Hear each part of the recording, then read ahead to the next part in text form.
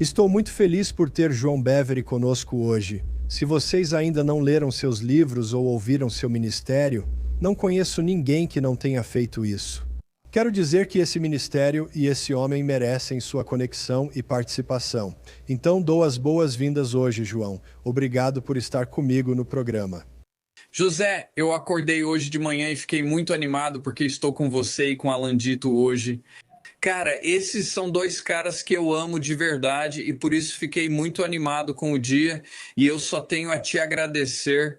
Você tem sido uma voz tão firme no corpo de Cristo e José, só saiba que quando estou na academia malhando, às vezes é você quem estou ouvindo, mas Jimmy Evans, Alan Dito e muitos outros, claro. Jensen Franklin eu sempre gosto de ouvir, mas recentemente tenho gostado muito de algumas coisas que você tem feito, então obrigado. Bem, João, muito obrigado. Você impactou minha vida e a de muitos, sendo um líder no corpo de Cristo e uma voz para tantos. Sou muito grato por você. E você acabou de escrever um novo livro e eu ainda não tive a chance de mergulhar totalmente nele, mas estou realmente ansioso por isso. O rei está vindo, o rei está vindo e é hora de se preparar para o retorno de Cristo. Quero dizer, João, você nunca escreveu sobre isso antes, é um novo caminho para você? Não. Evitei isso por 4 décadas. Na verdade, isso é uma afirmação verdadeira. Este ano é o primeiro ano, em 42 anos de ministério, que preguei sobre a segunda vinda em uma igreja americana. Uau! Ok, então tem um motivo? Tem um motivo. Quero ouvir. Lisa e eu estávamos casados, estávamos em uma igreja grande e tínhamos pouco mais de 20 anos, era 1987, e esse livro é lançado, 88 razões porque Jesus vai voltar em 1988, e eu comprei, caí direitinho, cara. Eu acreditei, sabe? Meus amigos acreditaram, minha esposa não acreditou nisso, e claro, como todos sabemos, veio e passou. Depois vieram mais algumas datas, 92, 93, 94, Harold Camping no começo dos anos 2000, teve o garoto da África do Sul no ano passado, 23 de setembro, mas vamos voltar para os primeiros casos. Eu fiquei com TPT, ou seja lá como você chama, porque vi pessoas parando de pagar seus cartões de crédito. Eles não pagaram as hipotecas. Começaram a comer o que queriam, não iam mais à academia, pararam, ficaram preguiçosos, apáticos, e eu não gostei do resultado que vi. Agora, eu estava 100% errado? Por volta de 2020, o Espírito Santo começou a lidar comigo pessoalmente. Eu já lia Apocalipse e Daniel no meu tempo livre, mas em 2020 o Espírito Santo falou comigo. Primeiro, mergulhei em um estudo de 50 horas sobre o livro do Apocalipse. Quero dizer, não falo de centenas, mas talvez milhares de horas nos últimos 5 anos. É isso mesmo? E foi isso que percebi. Eu não fiquei mais preguiçoso, fiquei mais energizado, fui mais gentil com minha família, não me irritava tão facilmente com minha equipe. Eu literalmente chorava para levar almas a Jesus e eu disse, espera aí, esse não é o fruto que eu esperava. Isso não foi o que eu observei e percebi, certo? Escatologia, quando é ensinada ou ouvida de forma errada, leva a apatia e preguiça. Escatologia, quando é ensinada e ouvida corretamente, leva à urgência. Assim como um time da NFL, quando está perdendo por 10 pontos no intervalo, volta e joga do mesmo jeito. Quando estão perdendo por 10 pontos a 5 minutos do fim, eles aceleram sem huddle, o que me irrita. Jogam melhor nesses minutos finais. Penso, se tivessem jogado assim o tempo todo, estariam bem. Então, de repente, sabe, eu comecei a perceber, ok, eu perdi alguma coisa aqui por décadas e então eu fiz isso só para mim. E então o Espírito Santo falou comigo no começo, no final de 2024, que ele queria que eu escrevesse um livro sobre isso. E eu fiquei tipo, bom, então 2 vozes muito proféticas que são altamente respeitadas no corpo de Cristo confirmaram isso. E eu fiquei tipo, eu não sabia disso, mas sabe, José, o livro começou a sair de uma forma totalmente diferente do que eu esperava, certo? Eu olho para a segunda vinda e Jesus fala tanto sobre os sinais, sabe, pestilências, fomes, terremotos, sangue que ouvimos falar, luas de sangue que ouvimos falar, e acredite, tudo isso é importante. No entanto, vou te dar uma ilustração que pode ajudar. Sim, nos ajude, João. Quando eu estava na faculdade, estudei engenharia na Universidade Purdue. Nós não tínhamos celulares, certo? Então, quando chegava a temida semana de provas finais, tínhamos que ir ao prédio de engenharia e lá havia um grande, grande quadro com as informações. Qual prédio, qual sala de aula. Que horas era a sua prova final? Isso me tomava uns 10 minutos. Isso é como sinais e maravilhas, não é? Mas eu passava horas e horas e horas e horas e horas me preparando, então comecei a perceber: uau, o aspecto realmente importante disso é estar bem preparado. A primeira coisa, o Espírito Santo. Estou falando demais? Você está bem? Estou adorando, João. Vamos lá, tudo bem. Primeiramente, o Espírito Santo me conduz à primeira vinda de Jesus. Havia ambiguidade, havia incerteza, havia controvérsia, havia zombaria. Sim, tudo o que experimentamos sobre a segunda vinda você vê na primeira vinda. Então, Winston Churchill, em 1948, disse à Câmara dos Comuns: aqueles que não aprendem com a história estão condenados a repeti-la. Condenados. Então eu pensei, ok, obviamente todos nós aqui neste podcast sabemos, os fariseus podiam citar os primeiros 5 livros da Bíblia de memória. Aqui está o Messias ressuscitando mortos, Deus em carne, e eles nem sabem quem ele é. Então tem os essênios e os essênios. Meu Deus, pessoas incríveis, você conhece os essênios? Sim, senhor. Alguns dos nossos estudos de profecia. Você não pode estudar profecia sem ser apresentado a esses essênios. É verdade. Eles eram meio monásticos, provavelmente não se vestiam como a gente. O melhor, aliás. Você está vestido de forma tão elegante? Eu sei, isso é ótimo, João. Acho que você está bem, irmão. Obrigado mesmo assim.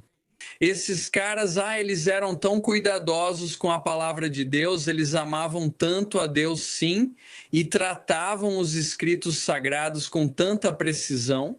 Se você olhar para 1 Pedro 1.10, vai ter uma pequena imagem dos essênios, porque, como Pedro disse, eles investigaram e pesquisaram diligentemente sobre de que maneira ou em que época o Messias viria. Então isso é uma pequena imagem dos essênios, certo? Sim, foram eles que esconderam os pergaminhos nas cavernas de Qumran. Bem, muitas pessoas acreditam que João Batista era um essênio, e ainda mais pessoas acreditam que Simeão era um essênio. Ah, é mesmo? Quem é esse cara, Simeão? Ele é legal, tudo bem. Então vamos explicar isso para que todos possam entender.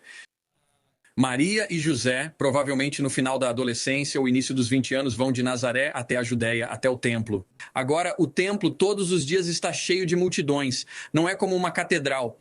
É como uma quarta-feira na cidade de Nova York. Certo, está cheio de gente. E aí vem Maria e José, desconhecidos por todos, com um bebê de 40 dias de vida. Ah, cara, e esse sujeito? Simeão vai direto, pega o bebê no colo e diz: é o Messias, deixando Maria e José surpresos, porque ele reconhece o Messias quando ele tem 40 dias de vida, enquanto os fariseus não conseguem reconhecê-lo quando ele está curando os doentes e expulsando demônios aos 30 anos de idade. Então eu fico pensando, ok, o que esse cara tinha que eles não tinham? A única pista que a gente tem é Lucas 2:25, onde diz que havia um homem chamado Simeão, que era justo, devoto e aguardava ansiosamente a vinda do Messias, aguardava ansiosamente. Então agora vamos falar sobre ser justo. Ele buscava uma vida piedosa, ele entendia que viver de forma piedosa, buscar a santidade, era muito importante para manter um relacionamento próximo com Deus. Segundo, ele era devoto. Você sabe como essa palavra devoto é definida em um dos principais léxicos? Alguém que leva a palavra de Deus a sério. Que tal isso? Leva a palavra de Deus a sério, de verdade? E a outra definição que eles dão é que é o temor do Senhor. Agora temos alguém que realmente valoriza as Escrituras sem dizer: quando o Messias vier, ele simplesmente virá. Acredito na teoria do tudo vai dar certo, então vamos em frente. Realmente. Então, o que mais me chama a atenção é que ele estava esperando ansiosamente. Agora, essa é uma palavra grega e eu nem sei. Será que eu anotei? Eu tenho anotações. Ah, sim, acho que anotei. Sim, tudo bem. É a palavra grega. Não, eu fiz prostatectomia. Prostatectomia se eu fosse grego. Quero dizer, se eu fosse Rick Grenner agora, você teria recebido a perfeita Eu sei, perfeita. Pronúncia. Ele articulava, falava eloquentemente sobre isso. Ouça o que essa palavra significa. Significa permanecer em um estado de expectativa. Agora, eu adoro a palavra permanecer. Então, Ana pega o bebê, o Messias, e ela fala não para todos no templo, mas para todos que estavam ansiosamente esperando por ele. A mesma palavra grega, prostectomy. Vamos lá, ok, agora, o que Jesus nos diz em relação à sua segunda vinda? Existem instruções específicas e elas estão em Lucas capítulo 12.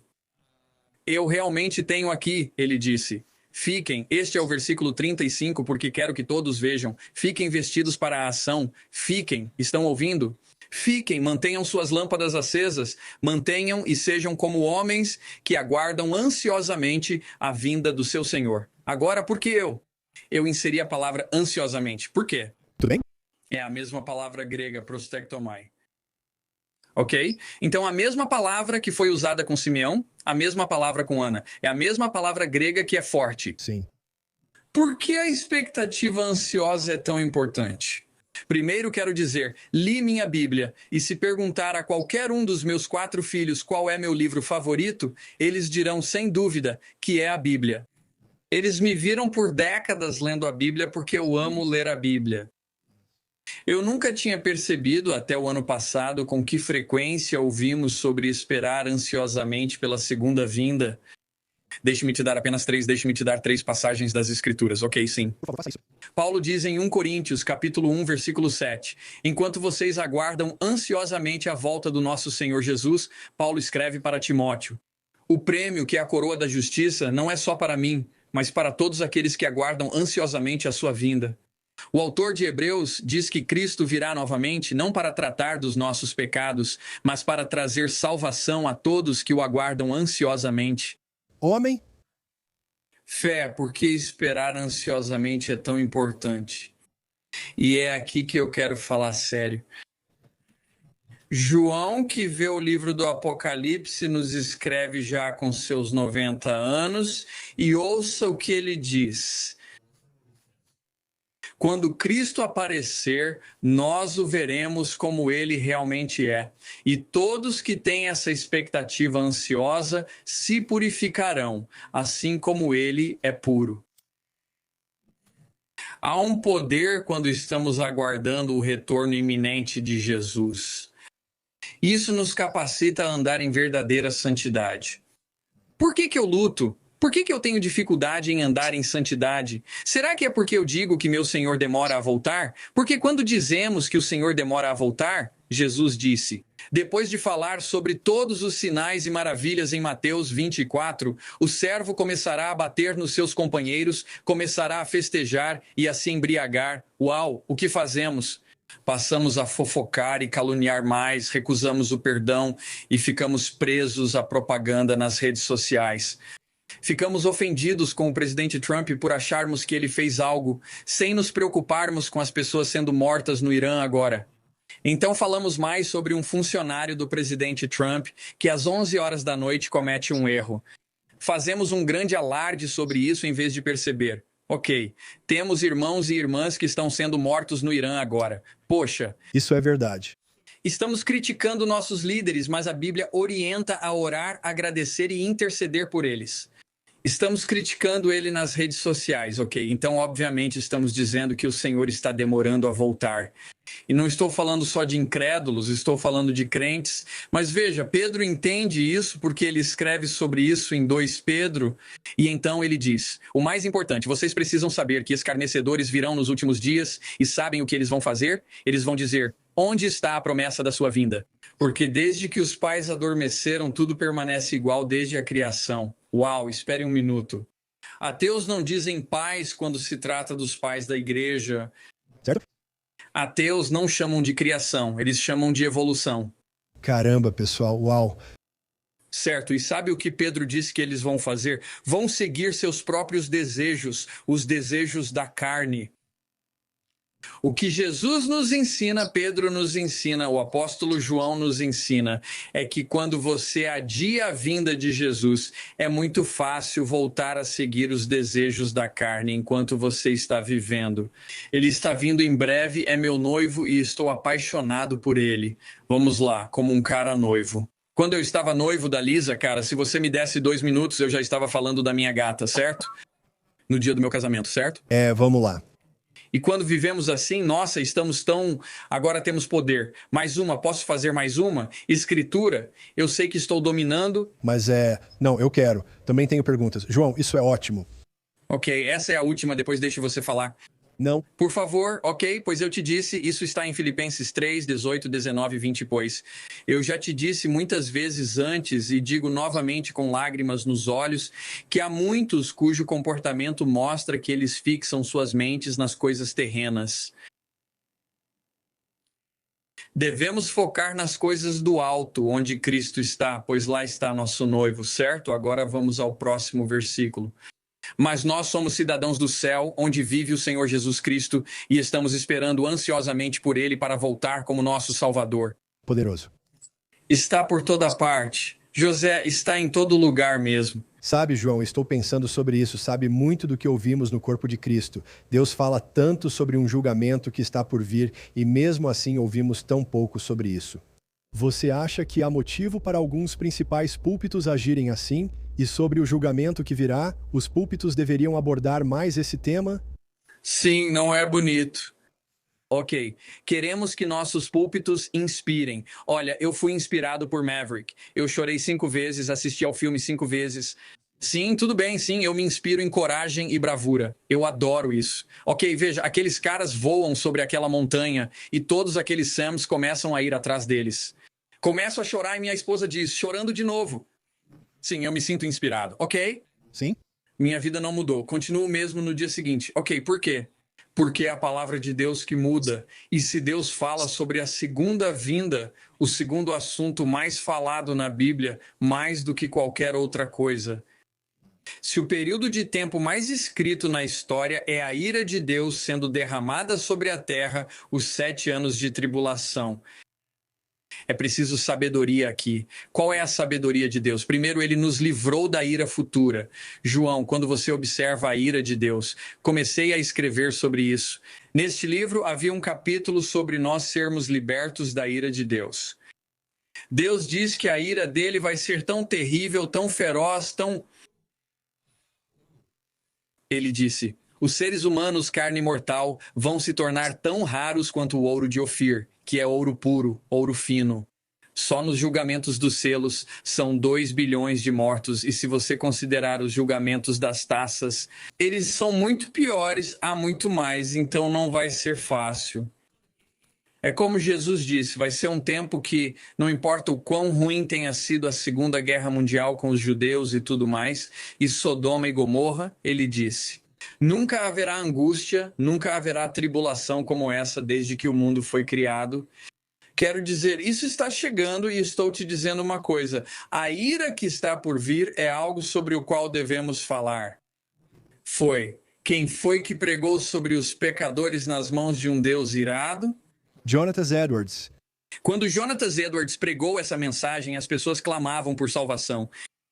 E o que precisamos lembrar é que Deus é puro, puro amor.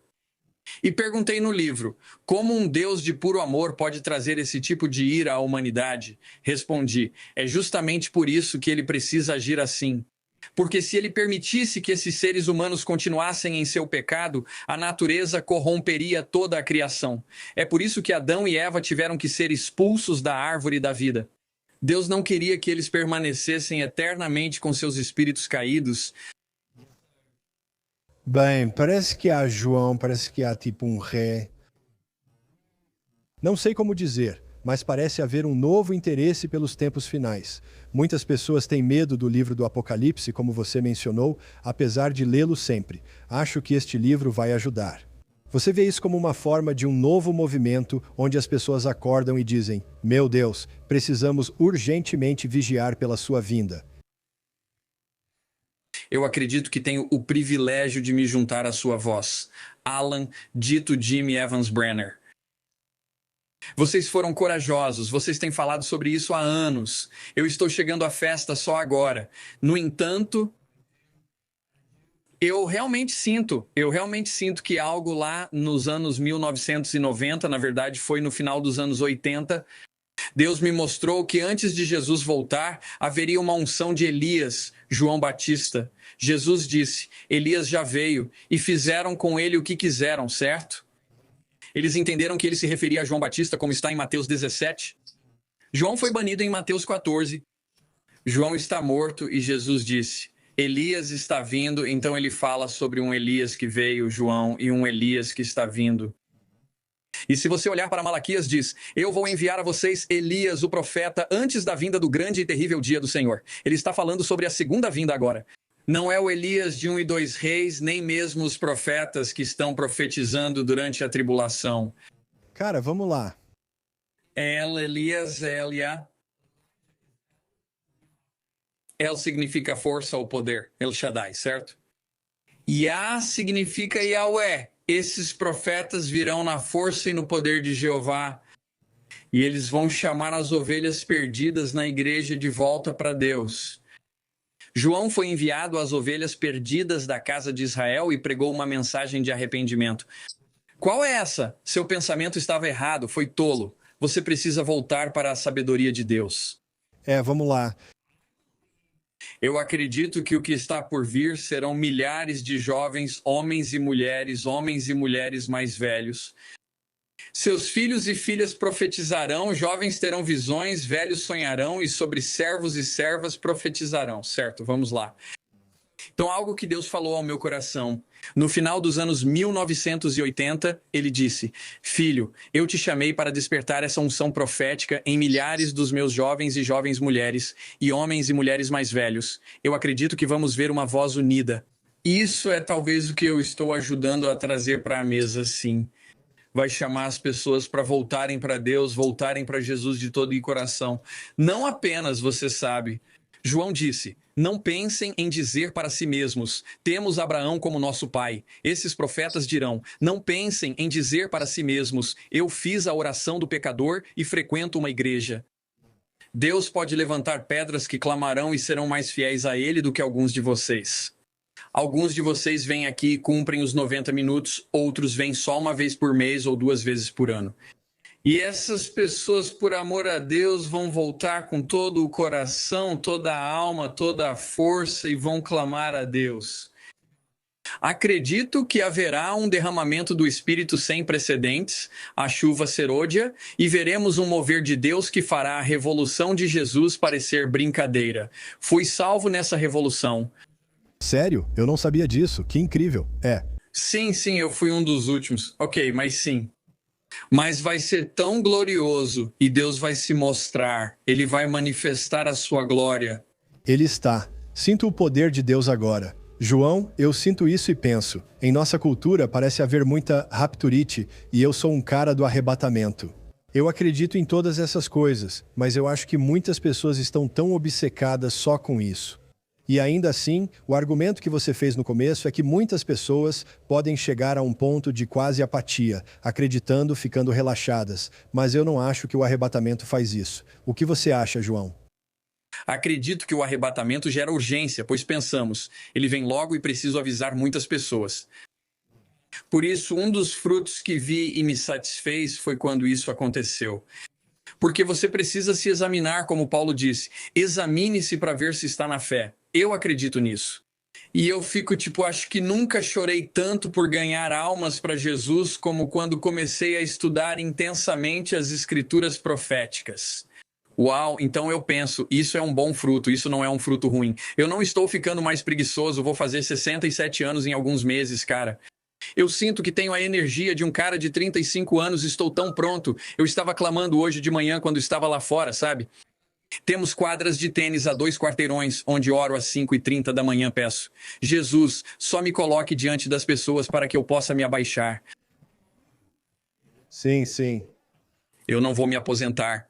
De jeito nenhum. Pode ir, sabe? Muitas pessoas, ao falar do arrebatamento, mencionam essas coisas. Você já falou disso. Mas as pessoas tentam marcar datas, tentam pensar nessas coisas. Sabe como podemos saber se a época ou o tempo da volta de Cristo está próximo? Existem sinais que estamos procurando. Estamos nisso. Jesus disse: sabemos a estação, a geração. Meu Deus, estamos nisso. Israel, sabe, Jesus disse: até que o tempo dos gentios se complete, os gentios vão pisar em Jerusalém. O que basicamente significa que eles vão governar. Bem, eles governaram até 1967. E você pode encontrar casos na Bíblia em que uma geração é de 100 anos, basicamente. A forma como eles definem geração no dicionário bíblico de Nelson é uma geração de pessoas que viveram ao mesmo tempo, ou um grupo de pessoas que viveram na Terra ao mesmo tempo. Ainda existem pessoas que lutaram na Segunda Guerra Mundial. A Segunda Guerra Mundial foi há 80 anos, então se você colocar 80, você soma 80 anos a 67. Bem, você pode ver onde chegamos, estamos em 2047. Se você colocar 100 anos, estamos em 2067. Bem, se você também olhar para quando a era da Torá foi concluída, foi no ano 72 depois de Cristo.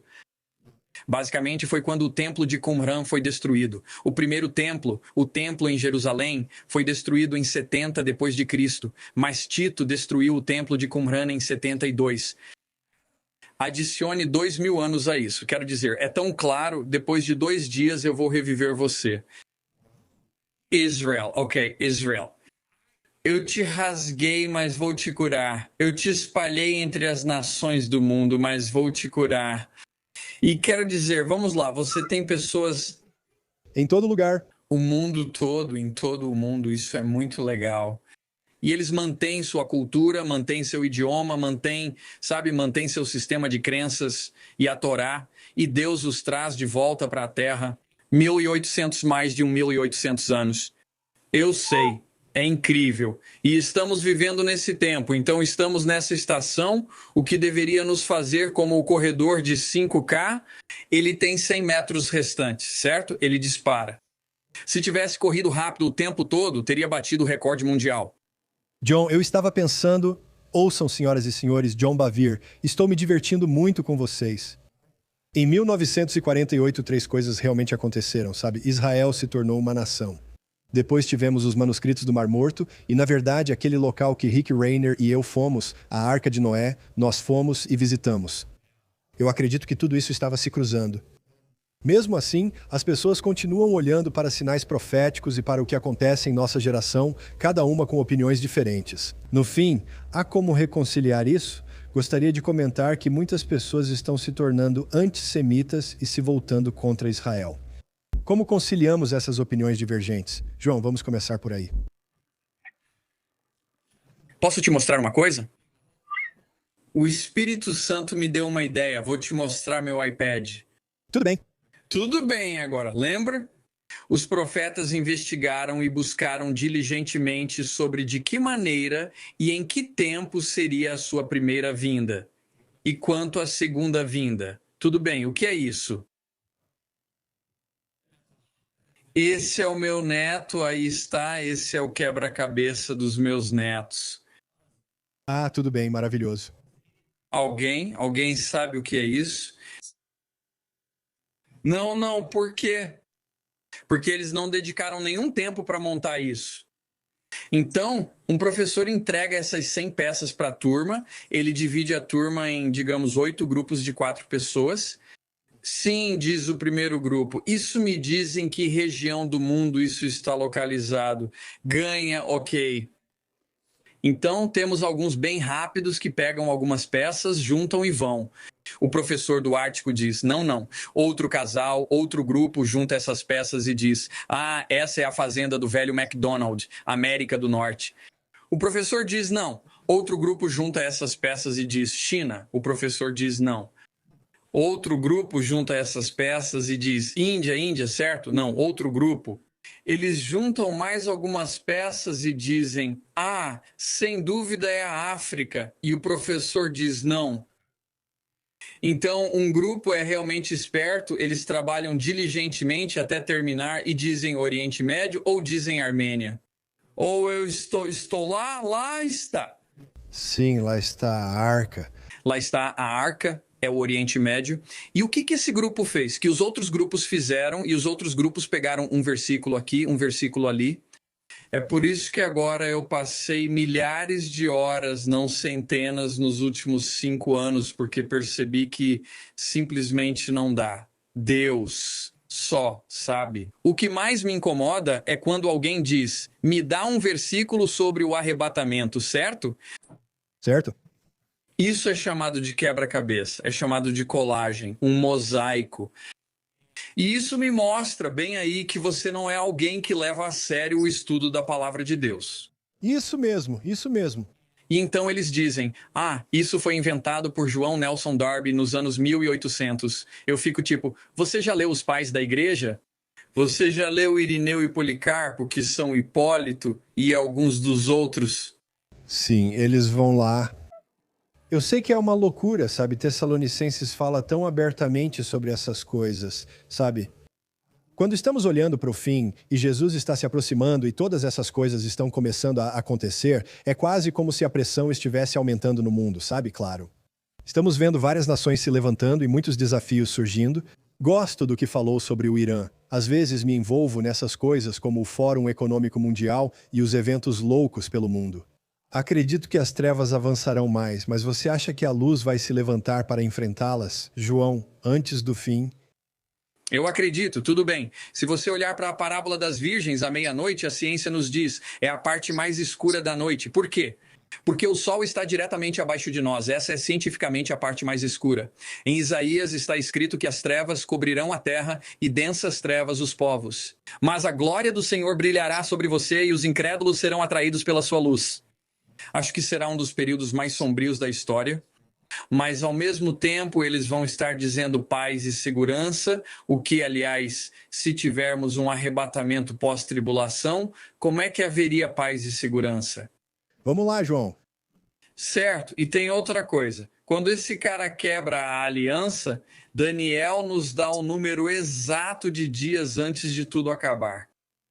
Então, o que, onde? Onde entra o ladrão da noite e o vocês não sabem a hora que o seu senhor vem ou o dia em que ele vem? Bom argumento. Muitas escrituras perdem sentido se você crê em um arrebatamento no meio ou depois. Simplesmente não funcionam. Eu concordo. Eles não se encaixam, simplesmente não se encaixam. E eu fico tipo, podemos dividir corretamente a palavra de Deus, por favor? Respeito muito meus irmãos e irmãs que creem no arrebatamento pós-tribulação ou no meio. Eles estão se preparando para o sofrimento. E eu penso, sabe de uma coisa? Eu amo isso, porque sabe por quê? Eu olho para meus irmãos e irmãs nigerianos agora, meus irmãos e irmãs iranianos. Mais pessoas foram martirizadas, Jesus disse. Nós teríamos tribulação, sabe? Joseph, Lisa e eu fomos ao Vietnã. Somos os autores mais publicados no Vietnã porque nós já entregamos 65,5 milhões de recursos para pastores e líderes em 243 nações. Essa é a nossa paixão, fazer discípulos de todas as nações, certo? Começamos em 2010 e já passamos de 65,5 milhões. Lisa e eu somos os autores mais publicados no Vietnã, tanto no meio secular quanto cristão. Então, o governo vietnamita nos permitiu entrar em 2017. Estou com os 5 principais pastores jantando. Eles também enviaram funcionários do governo em segredo para as reuniões para garantir. Homens armados estavam fora do nosso quarto de hotel, não para nos proteger, mas para nos vigiar. Uau! Eu vou à academia.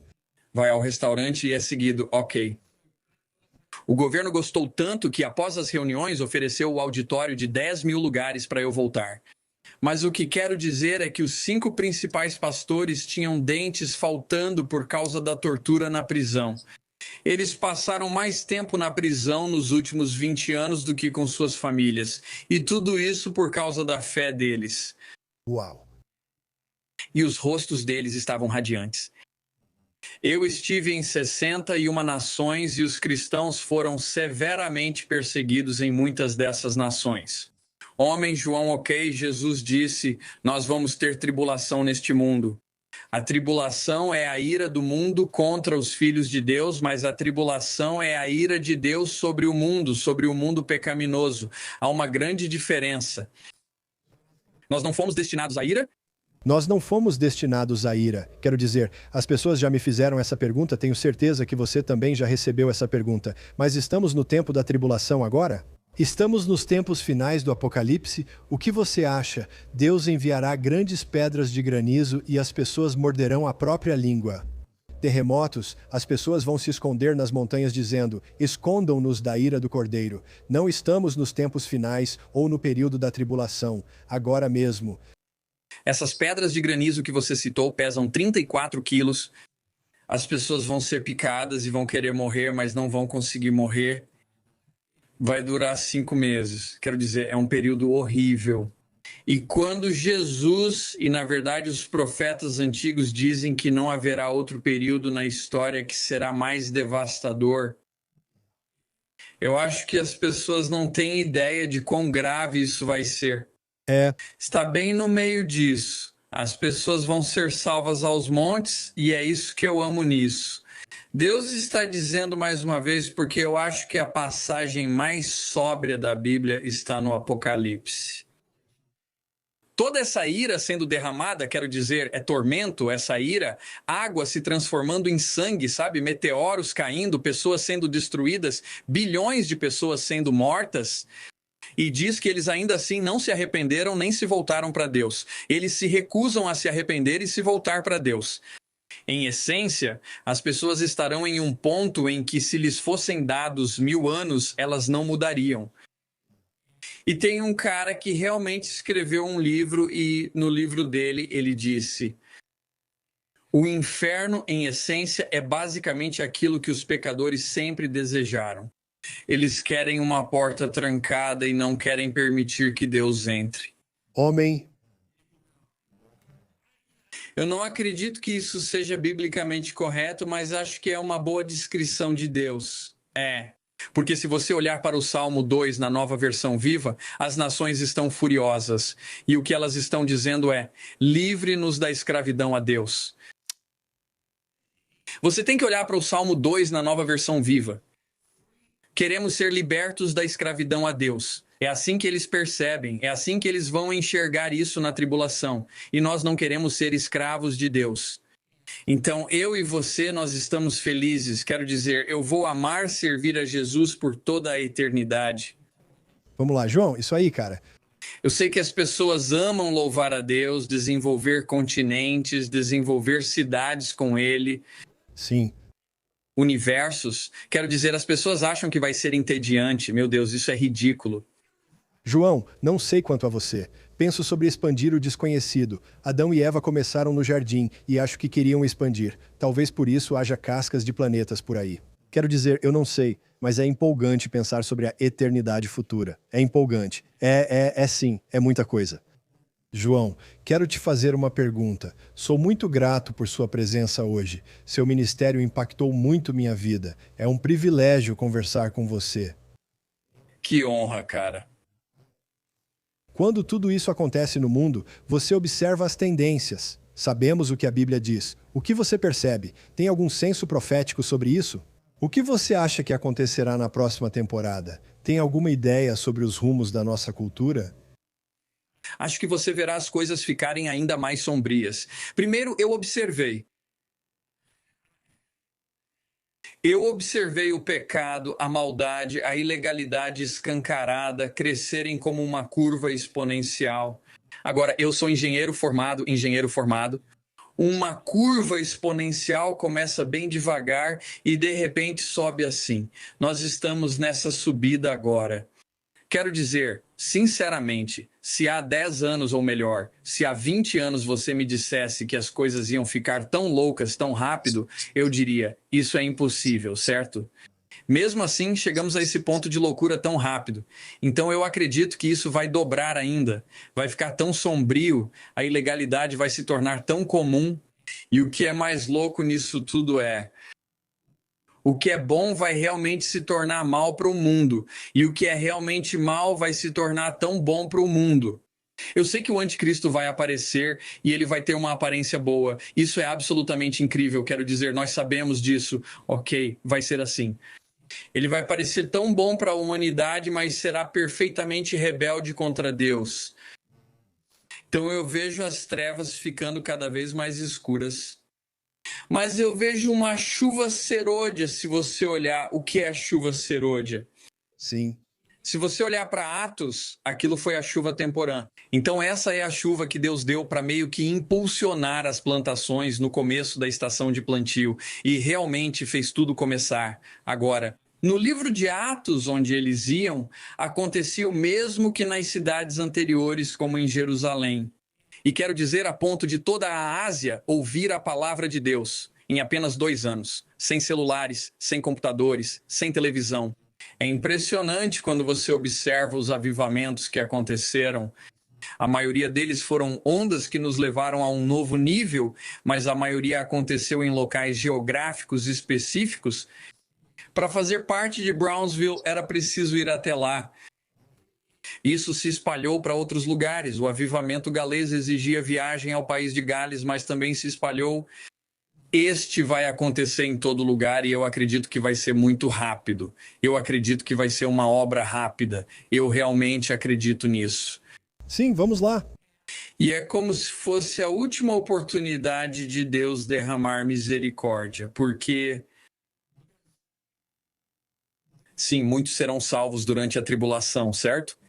Mas você realmente não quer isso, você não quer estar debaixo do que está acontecendo na tribulação, seja pela ira do anticristo e suas hordas, ou seja pelo julgamento de Deus. Você não quer ser salvo lá? Não. Pessoas que dizem, se eu ver a tribulação, aí vou saber que preciso acertar minha vida com Deus. Você não quer fazer isso não, e é por isso que eu acredito que ele virá em uma hora. Nós não sabemos porque, assim como a noiva está pronta no antigo casamento judaico, ela não fazia ideia de quando o noivo iria voltar para buscá-la. Eles tinham ficado separados por 1 ano e nem mesmo o noivo sabia. Era quando o pai do noivo dizia, vá buscar sua garota. Foi aí que acontecia a procissão com tochas. Escrevo sobre isso no capítulo, o que ilustra lindamente como ele vai voltar. Mas eu acredito de todo o coração que isso nos mantém em um estado de expectativa, como falamos antes. O que nos dá esse poder para andar em santidade, que é a única descrição da igreja pela qual Jesus vai voltar. Cara, pessoal, escutem, João, quero te agradecer. Estou ansioso para mergulhar nesse livro. O rei está vindo, sabe, para você escrever um livro não só sobre profecia do fim dos tempos, mas realmente sobre escatologia, e tudo isso dá glória a Jesus. Devemos ficar animados que o Senhor está voltando, sabe? Estou ansioso para mergulhar nisso. A forma como você escreve e a unção profética presente tem um impacto, o que vai ajudar as pessoas. Então as pessoas acham em johnbever.com, certo? Prefiro que eles vão para a Amazon. Ok, vá para a Amazon. Eu vou te dizer por quê, eu vou ser bem honesto, por favor. Se você fosse para johnbever.com, você teria que digitar seu. Você teria que digitar seu endereço, seu número de cartão de crédito e tudo mais. E você não vai fazer isso, mas todo mundo que está nos ouvindo como membros Prime. Isso é verdade. E tudo o que você precisa fazer É fazer um bom argumento. João.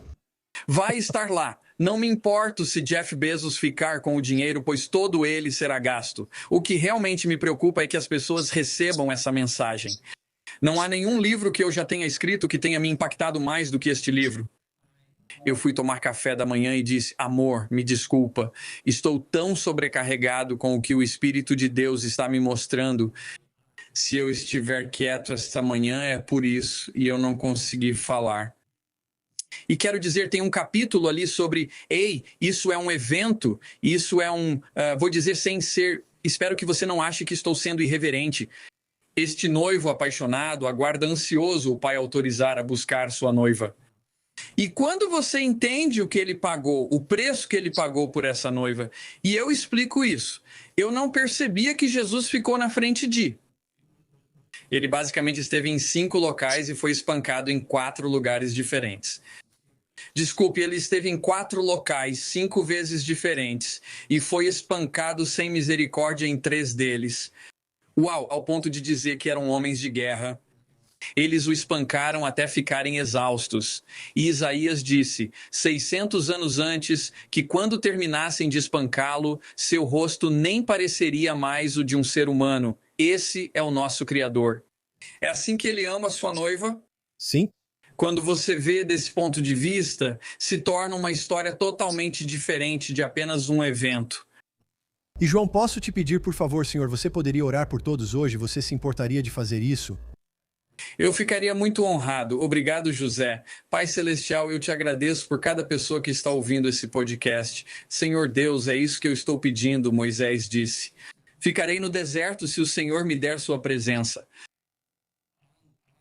Abrirei mão da terra prometida para ter sua presença neste deserto. Sim, Jesus. E eu estou pedindo, Senhor, o que precisamos mais do que qualquer outra coisa é permanecer em comunhão contigo, permanecer na tua presença. Então eu estou pedindo, Senhor, a pessoas realmente preciosas agora ouvindo este podcast. O Senhor as ama profundamente. E eu te peço, Espírito Santo, que a tua presença venha e se manifeste sobre eles. Agora mesmo eu peço que o Senhor revele Jesus a eles de uma forma como nunca o viram antes. Eu peço, Senhor Deus, que ao abrirem a palavra de Deus, o Senhor fale com eles de forma pessoal e íntima, de um para um. Eu oro para que o Senhor traga amigos que os encorajem em sua caminhada. Oro para que o Senhor traga amigos que os mantenham firmes nesses dias de escuridão. Eu peço, Pai, que o Senhor os abençoe em nome poderoso de Jesus. E se eles não te conhecem, eu oro para que isso aconteça. Assim como uma noiva se entrega completamente ao seu noivo. Que eles entreguem suas vidas completamente ao teu senhorio e que te busquem como o noivo que está por vir, em nome poderoso de Jesus. Amém? Amém, amém, cara. Bem, João, eu gostei muito disso. Obrigado pelo seu tempo, obrigado por estar conosco. E eu só preciso dizer que foi um cumprimento profético poder fazer algo com você. Então, sou muito grato e espero tê-lo de volta algum dia. Agradeço novamente ao João Beverly por estar conosco hoje. Foi incrível. Espero que você tenha sido tão abençoado quanto eu pelas informações que ele compartilhou. Mais uma vez, este é o livro dele, O Rei Está Voltando, de João Beverly. Você pode achá-lo na Amazon. Recomendo que faça isso. Agradeço muito pelo ministério dele e pelo que trouxe hoje. Olha, se ninguém te disse isso hoje, nós te amamos. Jesus é o Senhor e Ele está do seu lado. E vou te dizer uma coisa. É hora de continuarmos atentos, continuarmos discernindo, porque Jesus realmente está voltando em breve, e há uma urgência nisso. E eu simplesmente quero te dizer que, mesmo em um dia ruim, você é ungido para ser o melhor que existe. Voltaremos em breve. Este é um grande dia para você. Aproveite. Se quiser, ouça a entrevista novamente, pois pode te ajudar muito. Então, por favor, se puder, não vá a lugar nenhum, assista a isso. Eu queria agradecer de forma muito especial aos nossos parceiros, obrigado. Seja você nosso parceiro desde o início ou tenha chegado recentemente à nossa família, quero simplesmente agradecer a você por sua causa. Nós conseguimos fazer tantas coisas que nunca teríamos realizado sem você trabalhando conosco. Somos muito gratos a você. E do fundo dos nossos corações queremos dizer obrigado a você, oramos por você todos os dias e estamos ao seu lado. E cremos que Deus vai fazer coisas magníficas através desta família de parceiros nos próximos dias. Na verdade, eu tenho uma promessa do Espírito Santo sobre isso agora. Se você quiser fazer parte da nossa família de parceiros, ou se ainda está em dúvida sobre isso, pensando a respeito, eu encorajo você a fazer isso hoje acessando Joseph Zecon, ou você pode enviar a palavra-chave DOAR para 719-259-0029. Sua parceria nos ajuda a avançar com o Evangelho e cumprir a missão dada por Deus. Para impactar 1 bilhão de vidas, precisamos de 1 milhão de reformadores com mente e olhos claros. Com sua ajuda, sabemos que podemos alcançar esse objetivo. Acredito que, com sua ajuda, podemos impactar o mundo e estamos ansiosos para começar com mais capacidade do que nunca. Eu só quero dizer obrigado e convidar você para a família.